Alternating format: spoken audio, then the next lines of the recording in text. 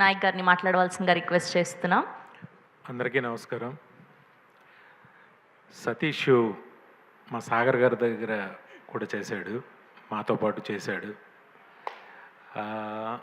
ఒక అసిస్టెంట్ డైరెక్టర్గా డైరెక్టర్ అవ్వాలని వచ్చి ప్రొడ్యూసర్ అయ్యాడు.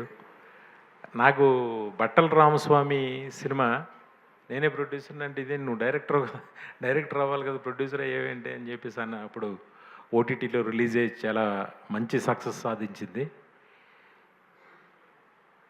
ఎక్కడో ఓ బుట్టాయిగూడు నుంచి సేమ్ మాలాగే ఒక జర్నీతో వచ్చి కష్టపడి ఈరోజు ఒక ప్రొడ్యూసర్గా ఒక స్థాయికి వచ్చి నిలబడి థియేటర్లో రిలీజ్ అయ్యే ఒక సినిమాని ఇంత బడ్జెట్తో తీయటం చాలా ఆనందం. సతీష్ ఈ స్థాయికి రావడం, ఎందుకంటే యాజ్ అన్ అసిస్టెంట్ డైరెక్టర్ అక్కడి నుంచి తెలుసు నాకు.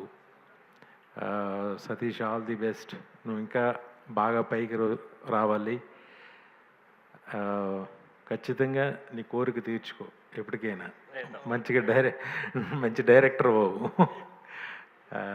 అలాగే ఈ సినిమాలో యాక్ట్ చేసిన గౌతమ్ కృష్ణకి మంచి కెరీర్ ఉండాలని మనస్ఫూర్తిగా కోరుకుంటున్నా. అలాగే టీం అందరికీ కూడా నా కంగ్రాచులేషన్స్.